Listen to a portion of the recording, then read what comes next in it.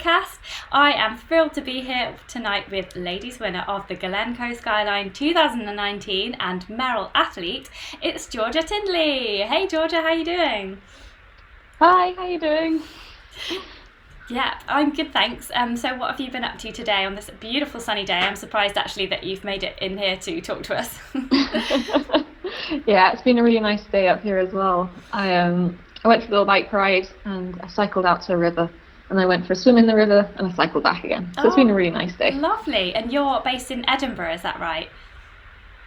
No, I'm in the Highlands of Scotland. Oh, so fantastic. Up near Aviemore. Oh, wow, even further north. Oh, right, okay. So you started off in Edinburgh and then you got to the Highlands. Fantastic. Yeah, I'm slowly getting further and further north. Brilliant. That is great. And just I've probably got to ask this question, but just before we get on to what we're going to be mainly talking about tonight, which is Glen Coe Skyline, how to train for it, how is the COVID situation affecting you as a supply teacher? So since the schools are closed, I haven't really had any work to do. The schools near here aren't being used for the children of the essential workers, so there's not really much going on. I did a bit at the beginning, helping to prepare people for exams and things like that, but then exams got cancelled, so I've just been living a life of running and cycling and swimming. It's been great. Oh, that is fantastic, but I hear that you're a little bit injured at the moment. What's going on there? Yeah, so I was running along last week, just a nice easy run at the end of the day, and I felt a sort of twang in the back of my leg, and I think I've torn my calf. But the good thing about COVID is that you can now get physio appointments online, so I got seen to straight away. Oh, really? How do they do physios online then? Do you have to do the sort of the manipulation yourself? Yeah, so it's sort of a Skype call, and they say, do they put you through lots of different exercises, and you tell them what hurts, what doesn't, and she had a good look at it and looked for bruising and got me to prod it a bit, and yeah, now it's on the mend, hopefully. Oh, great. Oh, that sounds good. Wow, that's brilliant. So yeah, hopefully you'll be all mended by the time this is all over, and we'll find out a little bit about your future plans towards the end. But before we start to get into the Glen Coe Skyline, do you just want to give us a little bit about your background? Because it's really interesting that you were born in London and then you holidayed with family in Scotland, and then your grandparents have had a house on the Isle of Lewis. So I can see where the love of the mountains and the outdoors came from, but when did the running come in? Yeah, so I grew up in London and was very much a sort of a London girl, like wasn't particularly outdoorsy or anything, but we always came up to the Isle of Lewis for us on the holidays, so we'd always be up for 4 weeks of the year or so, and I loved it, and I was always kind of begging my parents to move to the countryside. And then I think I started running at school. I was in the cross-country club, but that wasn't very hard. It was kind of, if you wanted to be in the cross-country club, you were in the team, and that was it. Brilliant. And I didn't do particularly well or anything. In a race of 30, I'd come 25th. But I joined the club when I went to uni, and that's when I really got into it. And maybe my second year, some of the friends were like, oh, come running in the Pentlands, which are these hills just outside Edinburgh. And I just fell in love with it. It was so freeing and so exciting as well. It was really snowy that day, which helped. Yeah, oh, that sounds amazing. I've been to the Pentland Hills, and it's really like a wonderfully green and rolling place in the summer. I can imagine it would be really amazing in the winter. And so then you've just got a sponsorship with Merrell as well. Like, how did it go? How did you go from being at uni and just getting into hill running all the way to being a sponsored athlete? I think once I started running at uni, I just got more and more into it and did more and more races. And then the first year that they ran the Ring of Steel race, I went up and did that one, and I ended up winning it. Yeah. And I think from there, that just sort of made me feel more confident. And so I started going abroad and doing races there, and yeah, gradually just improved over a number of years. Yeah, that's brilliant, because I was there and I did the Ring of Steel that same year, and I remember you winning it, and it was brilliant. You did it in like half the time that I did it in, and I was just like, wow, how do people do this? But I was just reading a little bit of your blog earlier, and you said that you had originally wanted to do the Glen Coe Skyline, and you weren't allowed because you didn't have the right experience that year. So you must have been really, really happy when in 2019 that there suddenly an opening came up. So can you just describe the course a little bit to us, and why it appealed to you so much? The course of the Glen Coe Skyline? Yeah, sorry, that one.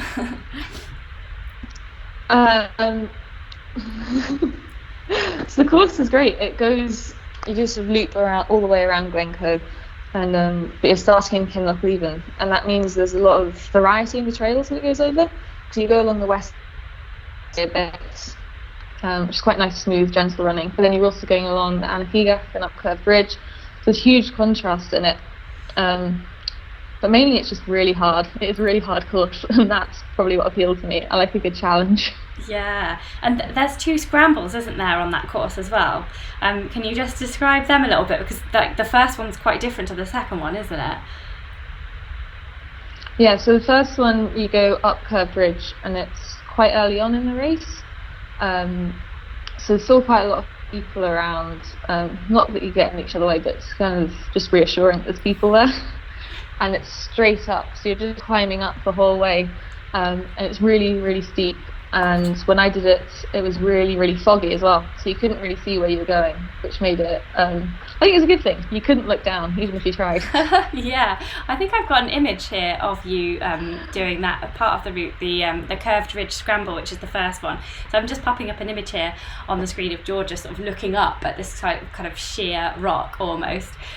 So it looks pretty hairy, and we've got a question coming in on the live chat already about Vertigo, but we'll answer that in a bit, because let's just talk a little bit more about the course.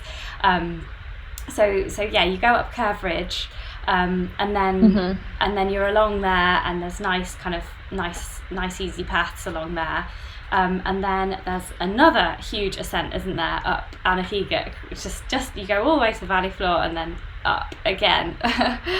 So what's the next scramble like? So that's different because it's more, you're going along the ridge, it's not the climb up. The climb up's relatively easy, you're just hiking up. But this one's much more sort of up, down, there's bits of down climbing in it. And it's, while the route is flagged, it was much more about sort of finding your own way through the terrain as well. I found that I was running with some men at one point, and they could easily reach certain holes and get over stuff, and I'd be stood at the bottom like, wait, what? Yeah. So it required a bit more thinking as well. Yeah. I was going to ask you about that in a little bit, because that was a really interesting. It's just interesting, isn't it, that you can't just follow what anyone else is doing. You've got to make your own way across this kind of terrain. And then I've got there's a really nice image of you coming in through the finish line. It says 8 hours 30 on the clock. Is that correct? Was the clock right there? Yeah, 8 hours 30, bang on. I did it on purpose, of course. Yeah, it's a brilliant time, absolutely fantastic. And you're just grinning, like in every single photo, you're grinning from ear to ear. And here's Shane giving you a medal, you're grinning from ear to ear. And there's a really, really lovely one, just finally of you. And Matt Ward, the commentator, he's announcing that you've just come through, and he's doing a little bit of a finisher's first lady chat with you. And you are like a Cheshire cat, it's amazing. How happy were you? Like, how did you feel at that moment winning the Glen Coe Skyline 2019? Oh, I was just totally ecstatic. It was such a nice feeling to, well, the whole weekend's really special to me, because it's the first sky race I did, and I'd won the VK before, and I'd won the Ring of Steel, and it really felt like I'd worked up to this over a number of years. And then I'd gone in and I'd had a good race, but you're always worried about other people coming up behind you, and you're not confident that you're going to cross the line first until you actually do it. And so it was that moment of crossing the line and the realization that I'd done it and it was all going to be okay, and just super, super happy. Yeah, it was amazing. It just was so brilliant to see you do that. It was absolutely fantastic because I was up on Anakiga Ridge and I saw you come past. So I didn't see you finish because I was still up there. I remember seeing you. Yeah, I was like, oh my god, it's Georgia. Hi, Georgia, and you were like, hi, and then you're off. You just had enough breath. So if anyone wants to see a video of Georgia in action, I will put a link in the YouTube description or the podcast show notes, whichever you're listening to this on, and you can watch the film there. And I've done some recce's of Curved Ridge and Anakiga as well, so they can see what you went over and what that race is like. But just before we get into like how you trained for it and things like that, I just want to read to you some really nice comments that have come in on the live chat, because we've got tons of people watching, and lots of them want to say hi to you.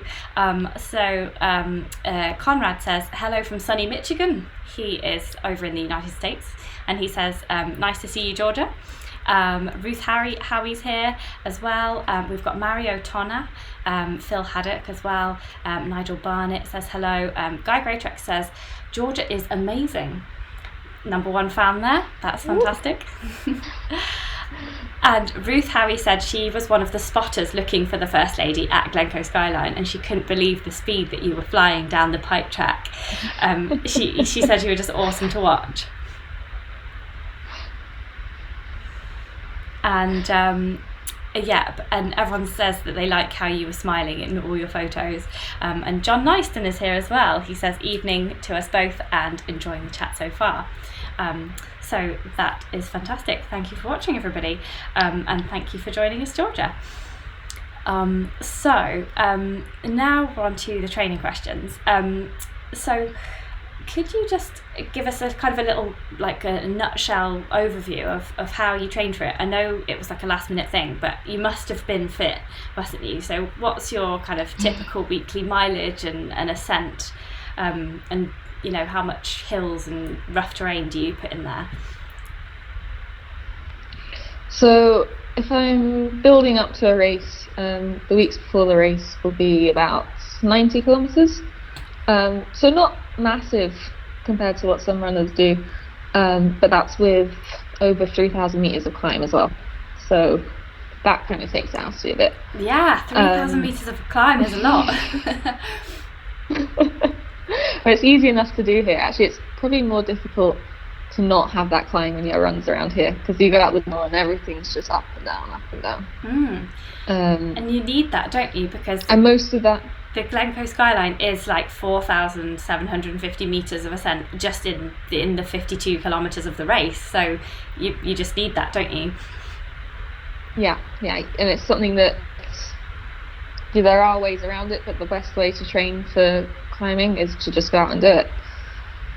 And yeah, so most of my training is on trails. I don't really do anything on the roads, and then a small portion of that will just be completely off-road, wading through bogs and bashing through heather and trying to find my way through places. That sounds fantastic. And so it's really good fun. Yeah. And so you've got like 90 kilometers a week ish and kind of like 3,000 meters of ascent ish every week. That sounds good. Mm-hmm. And the scrambling as well, because of the Curved Ridge and Anakiga. Do you practice for that? Or like, I've got a question here from Lucy, who's quite interested to know if you oh no, not that one, sorry, this is Arlene. She says Georgia, your skyrunning is amazing. Do you ever get a sense of vertigo when scrambling up those steep rocks? Do you look down? No, I don't, which is weird because I'm scared of a lot of things. I'm scared of flying, but I don't get scared. I don't get vertigo at all. I think you're just so in the moment and you're concentrating so hard on the piece of ground that's in front of you that sometimes I'm not even really aware of the drop that's behind me. Yeah, and especially if it was misty, like on the first round, it's a bit easier sometimes if you can't actually see it. And Chloe wants to know if you do any other sports to train for skyrunning. Like, do you ever do rock climbing or anything? She's asking this because her 18-year-old is a fell runner and he wants to get into mountain running championships. and have a go at this kind of thing. So do you train for any other sports like rock climbing? I don't really do any climbing, but I definitely think it'd be an advantage if you did, especially for a race like Glen Coe, or if you go out and do something like Tromsø as well. Like the ability to be able to climb and the ability for it to be kind of instinctive rather than having to stop and think about it would definitely be an advantage. But I just stick to doing a bit of cycling. So I go out on the road bike and I do some mountain biking as well. And in the winter, when there's snow, which is not as often as I'd like, I do a bit of skiing as well. Ah, nice. You're a little bit of a Kilian Jornet and Emily Forsberg going on there. And if people live, like, so you're from London, how do you have any kind of advice if people are not very near to the hills, like in London or down south is somewhere where it's easy for you to get 3,000 meters of ascent in per week, but what's your advice if people want to train for this kind of race but down south?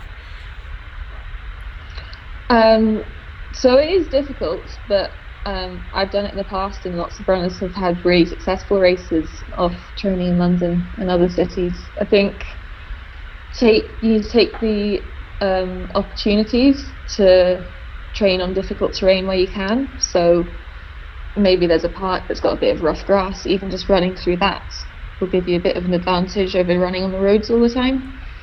And also just get climbing where you can. So maybe that means running up and down steps in a tall building somewhere, or going out to a tower block. But that's all going to serve you really well when it comes to climbing up a mountain in a race. All climbing that you do in training is going to pay off when it comes to the race. Even if it's just going up and down stairs and it drives you mad at the time, it'll be worth it in the long run. That's really good advice. So like, head to the multi-story car park, everybody. Yeah. And so I suppose also, if you can't get to the hills, there must be some kind of other strengthening exercises that you can do. And I know that during lockdown you've been paying more attention to doing stuff that you think you should be doing more of, like strength and conditioning. So Lucy O'Dell wants to know if you've got any like top leg strengthening exercises that you could share with us. So this is something that I haven't been doing as much as I should, but what I have been doing is a lot of lunges with weights and a lot of split squats as well. What's a split and also squat? Just stepping down off things. So like you have like you squat on one leg and then you have the other leg up behind you on a chair or something, and then you just squat down like that. Oh, okay. So one leg's So you're doing a single-legged squat and your other leg is on the chair behind. Like, yeah. Yeah. Okay. Yeah. I think I know what that is. Kind of difficult to explain. Yeah. Yeah. I'd do a demo, but I've got these headphones in. Yeah. Yeah. So lunges with weights and split squats and sorry, you were saying. Yeah. And just I've piled up some spare tyres in the garage. And just stepping up and stepping down onto those a lot as well, with weights again. Oh, right. So like a few tyres, or just like up, down one tyre? Or have you made a mountain of tyres? Not a mountain of tyres. I think there's 2 or maybe 3. Enough that I can like step onto it without having to jump or anything. Brilliant. So you've kind of created your own small step machine in the garage. Yeah, my friend's is the design and technology teacher at school, and he keeps building me little toys to take into the garage and try and get me fit with. That's brilliant. I suppose if you've got like a bench in your garden, that equally could serve as a step, or just your stairs in your own home. You can do that. And I like the way that you said you did it with weights, because I think people sometimes forget that they can make the thing harder. They don't just have to do it loads and loads of times. And so do you do a certain number of kind of sets and reps, or do you just go for like, say, 10 minutes up and down? How do you sort of work a bit of a leg strength routine? So I normally do it in sets, so maybe like 3 times 20 or something like that, with a big break in between. I'm trying to learn Spanish in lockdown as well. So I do a set, go on Duolingo, do some Spanish in my recovery, and then go back and do another set. Oh, fab. I thought you were going to say that you counted in Spanish. You were like, uno, dos, tres, blah, blah, blah, blah, blah. I know, but I should be doing that. Yeah. Yeah. And just got a question about the weights on the live chat. Kurt Steege from the USA says, do you do this with hand weights, or do you use a weighted vest? I do it with hand weights, because that's what I've got. But equally, you could do it with a weighted vest, or you could just put on the rucksack and put heavy books in it. You know, if you're at home and you haven't got anything to hand, you can always improvise something, I think. So yeah, just make the most of what you've got. Yeah, you could totally fill up a backpack with water bottles or books or anything heavy, couldn't you? Yeah. That's super good advice. Everyone is so pleased with this, but they want more. So Lucy O'Dell has a second part of her question, which was, how did you learn to run so fast on the downhills on rough terrain? So she says she's afraid of falling. She doesn't have a lot of confidence. She just really thinks that she'll fall, and she says it's really holding her back. And equally on the live chat, we've got Kurt Steege saying that he wants to, that the bane of his life is running downhill because he thinks he's a scaredy cat. And then Tim Brennan says, any tips on getting better at technical downhills as well? So yeah, have you got any thoughts on that? Like, does it come naturally to you, or did you have to learn it like everybody else? I think it used to come naturally to me, and then I had a fall. Nothing awful, but like I just hurt my knee quite badly, and that knocked me back a bit. So it's something I've had to work on. I've also, a while ago, had quite weak ankles, and I was always worried about spraining an ankle or something. And the best tip I had for that was that when you're running downhill, make sure you land on the forefronts of your foot. So if you're coming downhill and you land on your heel and something goes wrong, you're much more likely to twist it. But if you're landing on your toes, it'll you can then sort of adapt without spraining your ankle. And the other thing I find really useful is to look ahead. So if you're looking 3 or 4 meters ahead, and then you can see what's coming up, it feels really scary because you're not looking at what you're actually on top of, but your brain's surprisingly good at seeing what's a few meters ahead, taking it in, sending the message to your legs, and then yeah, it just makes it all flow much, much better. Yeah. But also my other tip would be that it is something that you need to practice. Even if that's just finding a grassy bank and saying, I'm going to run down this as fast as I can for 30 seconds, and doing that every time you go out or something. And if I'm doing a descent and it's not going well, and I can feel that in my head I'm kind of siphoning myself out, I'll just stop and look around for a minute and then just restart it. In training, not in races. Yeah, in races you're probably just like, go. Yeah.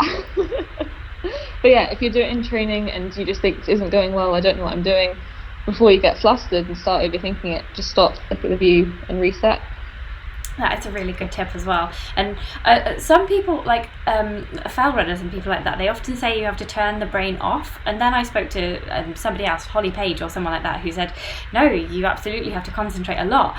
So where do you stand on the turning the brain off / concentrate a lot when you're doing really technical downhills?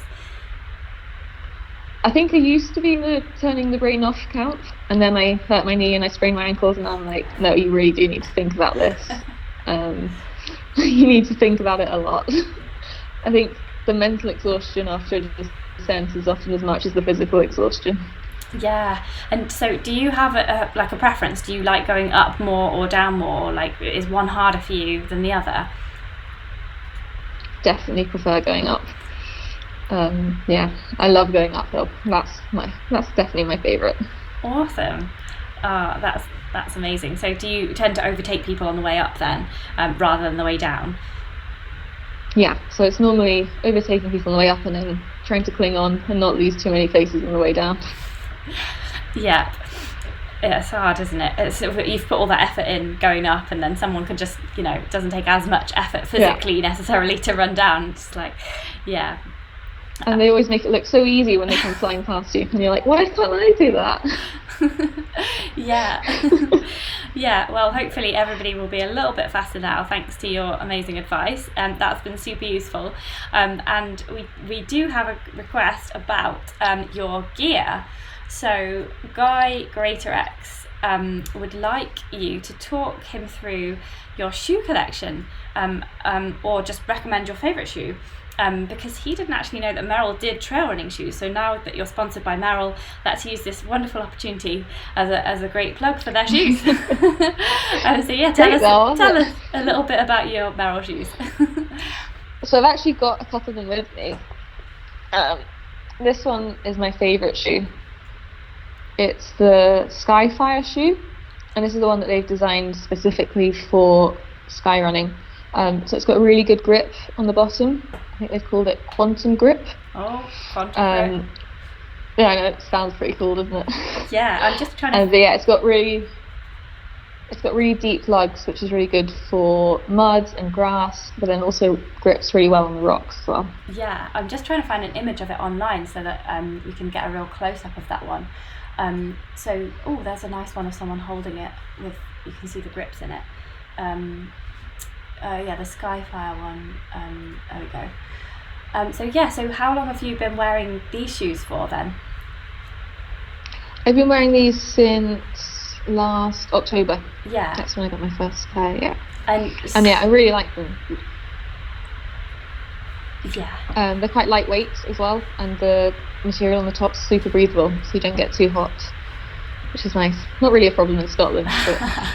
Yeah, but today, yeah. But today they've been great. Yeah, they would. I've just found a picture of them, so I'm just going to pop them up on the screen here so that everyone can have a look at them. These ones say they're Gore-Tex on the side. Have you got the Gore-Tex versions or the non-Gore versions? No, I haven't got the Gore-Tex ones. Yeah. Now they look like they've got a nice amount of grip there, but not kind of overboard, so you can do a mixture of terrains in these. Yeah, they look really good. I didn't know that they... Yeah, I use them for everything at the moment. So yeah. I use them for like trails and even a little bit of roads, and then I use them for going up into the mountains as well. They're super adaptable, which is really good. Yeah, and so are they quite cushioned? Do you know what the drop is and things like that on them? It's a 4mm drop, and they are quite cushioned compared to some other ones that are out on the market. They are quite cushioned, yeah. But not excessively so. You can still feel the ground beneath you. Yeah, they look like a kind of a middle ground between like super minimal. Because I know that Merrell did go for the whole minimal thing a few years back when the barefoot craze was all was about. But these look really good. So yeah, so Merrell make other clothes as well? Do they make kind of specific skyrunning clothing as well, or do they just make kind of normal trail running clothing which is suitable for skyrunning? Yeah, so just normal trail running clothing. They haven't really said anything specific to skyrunning yet, but I think they might be doing it in the next year or so. I think they're going to try and widen their range in the future as well, because they've got this and they've got another shoe as well. But they're going to try and develop more models over the next few years. Yeah, we've got some comments here on the live chat. People are loving the shoes. Apparently there's some cool orange ones as well, apparently. Yeah, I wore them too much and they fell apart. I'm gutted. I really like the orange ones. Oh, so they sent you 2 pairs and you ruined one? Yeah. Yeah. I hope you went a good long distance in them before they were ruined, because otherwise that is not a good advert for a shoe. They lasted me from October until March, so on every run good. I did. Oh, that's pretty good, isn't it? That's probably a million miles, isn't it? And Guy Greater-X, who actually asked the question, he says they look great and he's really happy that you showed them to us. And Kurt says they look like kind of old school, like the design, and Philip likes the look of them as well. So yes, thank you for sharing the shoes. No problem. And Kirsten Bruce has joined us on the chat, and she says, funnily enough, she was not aware of this kind of race, so skyrunning, before she stumbled onto the end of the sky race in 2019 while she was walking the West Island Way. And now, yeah, so she probably saw you in action, and she says now she is an aspiring long distance runner. So yeah, it's great to hear. More people should be doing it. It's great. Yeah. And lots of other people with some more shoe chat. Marseille says they look quite basic and simple. And then Kurt Siege must be Googling all Merrell's shoes because he says the Banshee ones look really pretty wild. Have you seen those ones? I think I've got a pair of them, yeah. I haven't got them here, but yeah, they're really good. I like them as well. I use them for shorter runs. Yeah. Like just the morning 5K or something. I'll use them for that. Yeah. Are they like a more racy pair then, like a thinner type profile? They're just more lightweight, like going back to the barefoot stuff that Merrell does quite a lot as well. They still do a lot of those shoes, but they're not specific to skyrunning. So I've got these ones, but aren't those. These are I'm not sure what they are, but they're a 0 drop one. Yeah. And I use them for like just going out for a really easy 5K before breakfast or something like that. And because they're so minimal, it makes me run slower, which is good because sometimes I'm running, I know I should be going slower, but I'm having too much fun. So these force me to slow down. And is that because you're sort of feeling the ground underneath and you want to try and be lighter on the foot? Yeah, and you just got to think about your form and the way that you're running a bit more as well. Yeah, but 5K is like enough time for thinking about form. She's like, I'm over form after 5K. I want my breakfast. yeah. Oh, that's really interesting. It's so interesting, isn't it? When you start getting into the shoes and you've got a different pair for this, people have got a different pair for this. But you'd say that those the Skyline, the Skyfire shoes, so they'd be ideal for something like the Glen Coe Skyline, would they? Yeah, they'd be really good. Especially because of the mixture of terrains that you go over in the Skyline as well, because they're so suitable on lots of different things. They'd be perfect for it. Brilliant. Okay, well, we're all going out to buy a pair of Merrell shoes now then.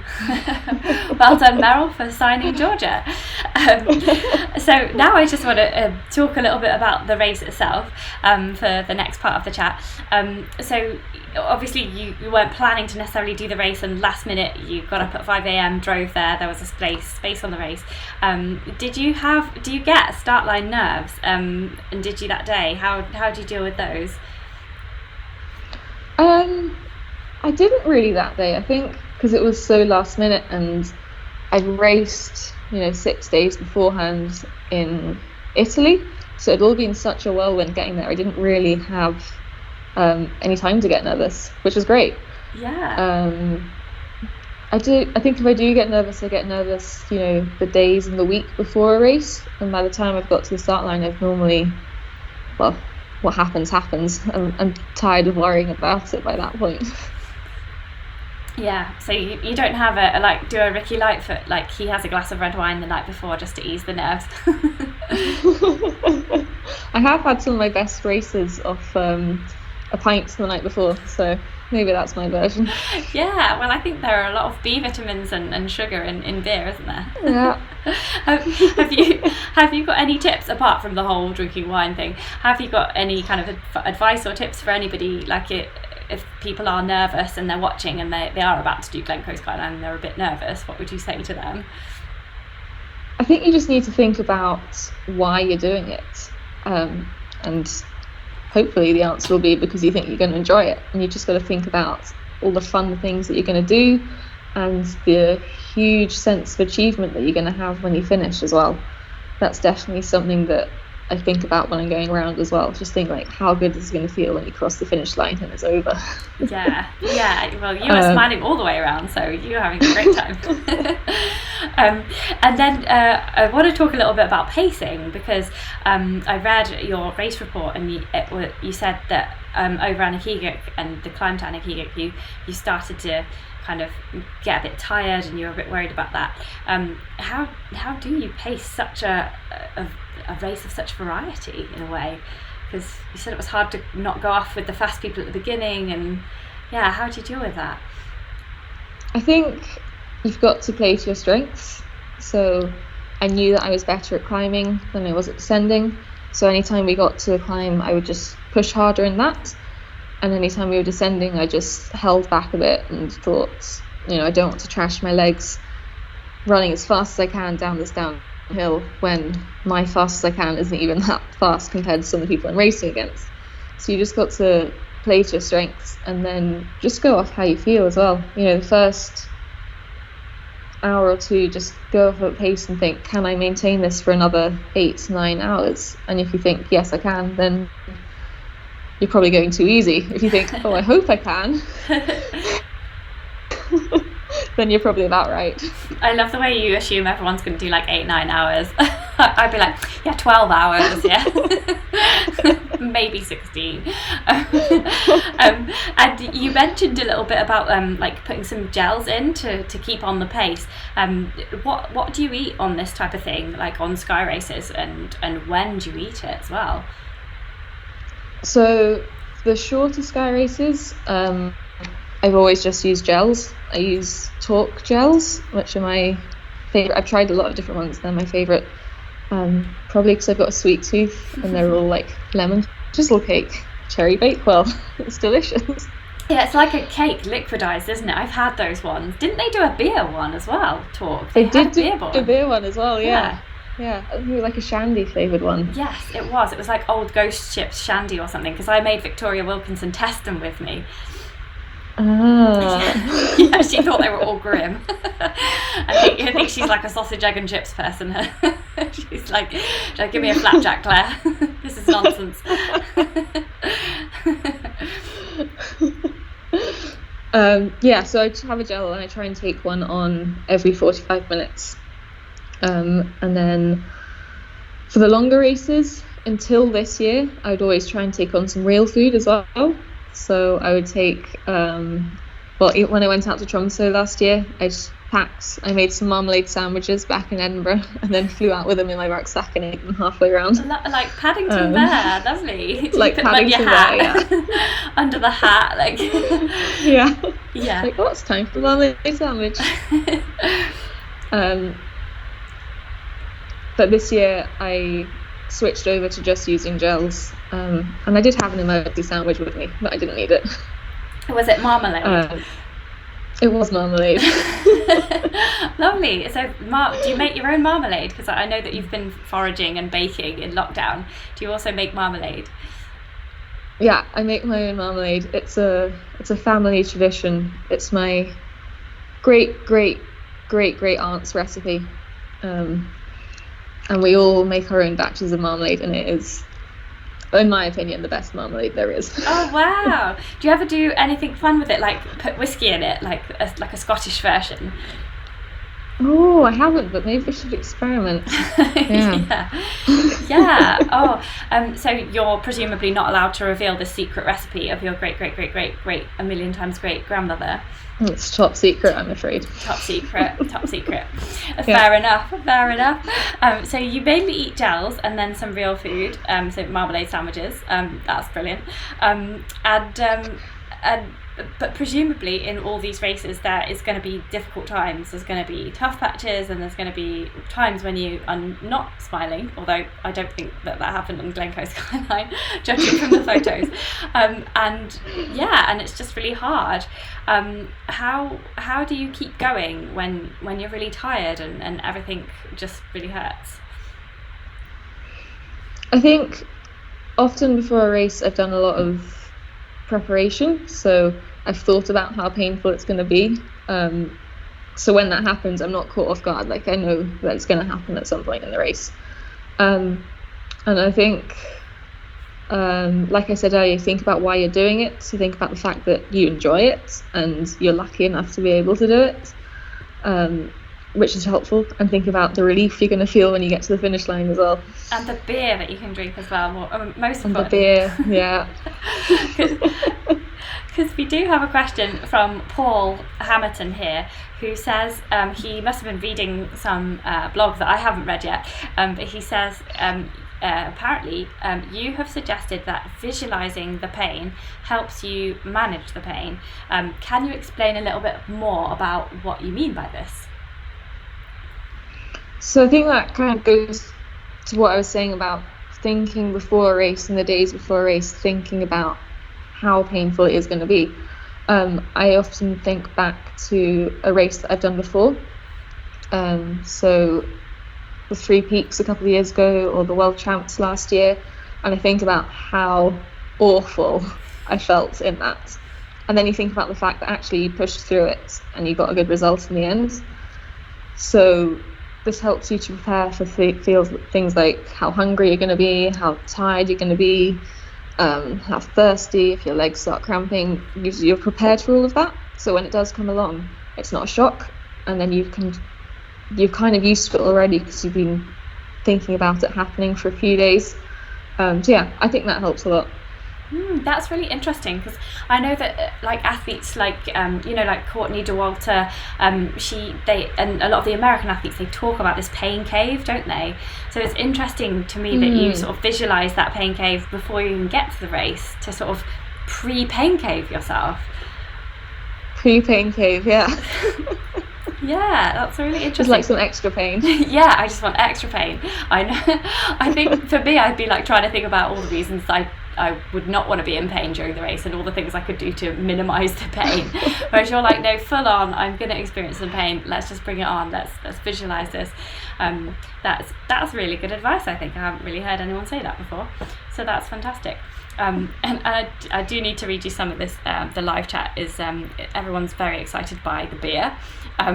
So Kurt says, a few beer drinking lady trail runners. First Camille Heron, because we had Camille Heron on last week, and then Georgia. I sense a trend. I may have to up my game. And then Nigel Barnett says he agrees. A pint of Guinness the night before a race and 4 pints afterwards. And John just says the more beer the better. So I don't know how that's going to go. So yeah, and I know the shandy gels. Oh, shandy gels market there. Yeah, and apparently beer's full of iron. And everybody wants your marmalade recipe now. And it's a secret, everybody. And Chloe says she loves marmalade on English muffins, and she just bought a jar today. Yes. Lucky her. So get the marmalade in. I do love marmalade. I love going on holiday to places and buying like the novelty marmalades. That's why I asked you about the whiskey, because I think I've got some gin and tonic marmalade and some whiskey marmalade and all that kind of stuff, and lemon marmalade. It's really nice. We were getting through the marmalades too quickly in my house, because my housemate really likes it as well. And we kept going to the fridge and being like, where has the marmalade gone? So a few weeks ago, I got 2 jars. I labelled one George's marmalade and one Richard's marmalade, so you can see who eats it the quickest. Yeah, you'll have to hide yours though, like in a cupboard. Yeah. Otherwise, I'm worried he's going to secretly dip into it. Yeah, he is. You're going to have to put a lock on that marmalade. Combination code. You can get a jar with a safe. Put it in a safe in the fridge. Yes. Yeah, we've solved it. There we go. Arlene M says, how about marmalade and peanut butter? Ooh, I don't know if she means like a fusion in the jar, but I would say I have done peanut butter with marmalade on top when I couldn't find jam once. It was very nice, and I now do it even more often. Oh, I experiment with that as well. Yeah.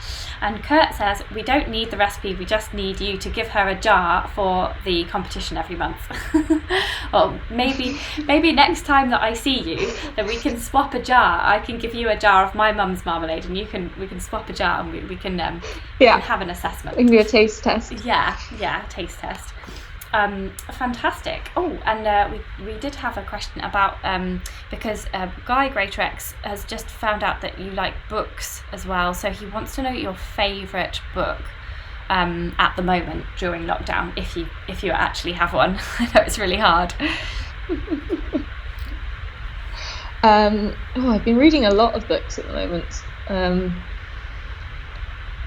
I'm reading a book by Dervla Murphy at the moment, who's Irish woman who cycled from Ireland to India in the 60s. Yeah, I've read that. I can't believe it's like a really obscure book, isn't it? Yeah. She's amazing. Yeah. Yeah. So I've read her account of her childhood before, about a year ago, and now I'm just starting this one. I'm really excited for it. Yeah, so she's in the 60s, at a time when women didn't really do a ton of stuff. She's off cycling from Ireland to India. Yeah. And she talks about the fact she's got a gun in her pocket, just in case things go wrong. Brilliant. She sounds like our kind of gal. Yeah, I think so. Wow. And so are you quite far through the book? Have you got a lot to go? No, I've honestly only started it last night, so I'm about 10 pages in. But I've been reading a lot of poetry as well. I read a Charles Dickens at the beginning of lockdown. All sorts of stuff. All sorts. I'm reading books that I might like to teach one day as well. So. Yes, yeah. That sounds very, very educational. And I also wonder, do you like reading, or do you read a lot of running books at all? I don't. I think for me, my two hobbies are running and reading, and I like to keep those as separate things. So, if I feel like I'm all run out, I can go read a book and it's something different, and vice versa as well. So yeah, I don't tend to read very many running books. Yeah, I get sent running books all the time, and I probably shouldn't really say on here, but I actually, when I read a book, I would prefer to read a story of a fiction thing, I don't know, some science fiction or something, or some incredible woman doing something amazing kind of books. I like those kind of books, but I have to read all these running books for my job, and it's just the last thing you want to do at 6 o'clock when you finished work is to then open another book about running. So yeah, I totally get it. I totally know what you mean. And so before we finish, I want to ask you about your plans, because you said you were a little bit injured. That's rubbish, but hopefully you'll be back in the game.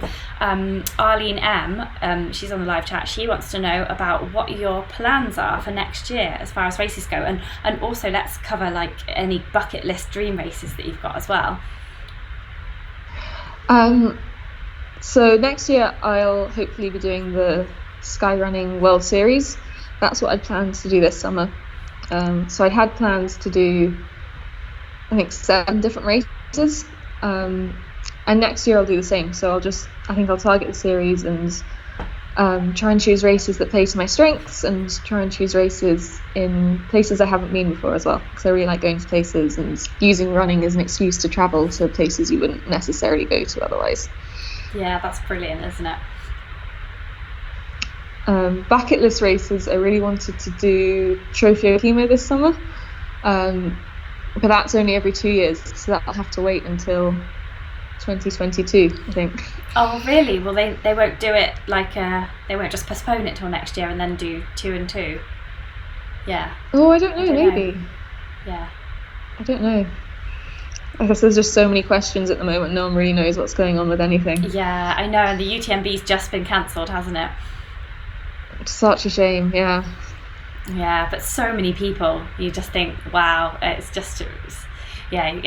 don't think they could have done anything else really. They were trying, weren't they? But I didn't have high hopes for that one. No, there's so many people travelling from all over the world to get there. It's just not really feasible.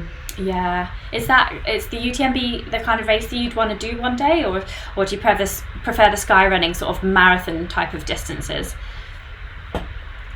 So I prefer the skyrunning marathon kind of distances, but I would really like to go and do one of the shorter ones in the UTMB weekend, just because I've never been to that weekend. It looks so much fun. Everyone's there, everyone's in Chamonix. I'd love to just go along and do one of the shorter races and then head out and watch UTMB and the other ones, and just be there for the weekend, because it looks like so much fun.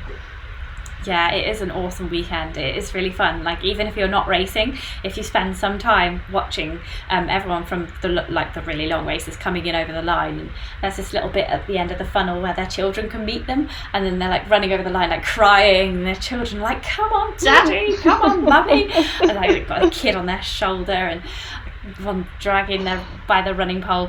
Yeah, it's really, really lovely. It's a fantastic weekend. You could do like the OCC, I think that's like 55 kilometres with 3,000 metres of ascent, so that's kind of like the Glen Coe Skyline. That sounds like my kind of thing. Yeah, okay, well, you shall do that in 2021. We'll all watch you win that one, and that'll be very nice. Yeah, so I'm going to wrap up the chat now because you have given us tons of your time. It's really, really lovely of you. And I just wanted to ask you how everybody can follow you now, because you've started running for Merrell and you're going to be doing some ace races in the future.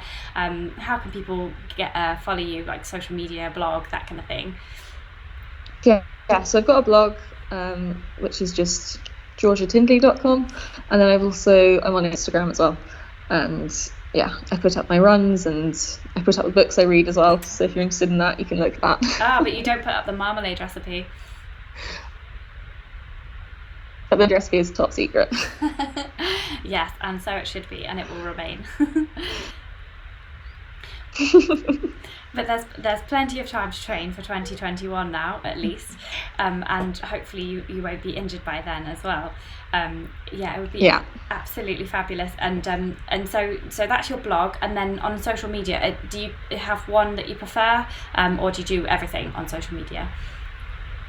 So mostly it's just on Instagram. Occasionally stuff goes up on Facebook, but pretty much just Instagram. Yeah. Brilliant. That's the place. Well, Guy Greatrex says, I've just followed Georgia on Instagram. I am a fan. Brilliant. And Arlene says, are you going to do a virtual race instead? Yeah. Do you fancy a virtual race? Just as a final quick question. I've been doing some of the skyrunning virtual races that they've been doing. So I have been doing some, and I did, I think, the Scottish National Road Relays virtual race as well. So I'll be getting into it. It's not the same though. No, it's not the same, is it? Yes. Yeah, no. I do love a race. I miss races, and I miss going to races. I miss being around all those like-minded people, and yeah. And it's not just the race itself, it's the chatting to people afterwards, and it's the social aspect as well. Yeah, it's really good. But hopefully we'll all be back to, smaller races maybe first, and then the biggies in 2021. And at least you've got an injury to kind of think, it's kind of good that there's no races at the moment. Yeah, exactly. Brilliant. Well, I just want to say a massive thank you to you, Georgia. It's been really lovely to chat to you tonight, and congratulations again for winning the Glen Coe Skyline 2019 and being First Lady, and wish you all the best as a Merrell athlete in 2020, but mainly 2021. Well, thank you. It's been really nice to come on and chat to you and get some of those questions as well. Thanks for having me. Awesome. Cool. I'll say night, everybody. Everyone's like, gonna get the beers in now. I think you'll approve. Fantastic. Beers and marmalade. Yeah. Well, Chloe Mason says, thank you for the chat. What a lovely guest. Happy running and great advice. Cheers. Guy wants to know what your favourite chocolate is. The questions just keep coming. Ruth Howie says, thanks for a great chat. Guy Greatrex says, great interview. Arlene M says, thanks so much. Kurt Steed has done the clunking beer emoji. And Philip Haddock says, thank you, Claire. What a lovely guest Georgia is. John says, thanks very much. Thumb emoji. And I could be reading these out all night. So they've said it better than I can. Thanks so much, Georgia. It's been lovely chatting to you. Thank you very much for having me. Cool. Bye.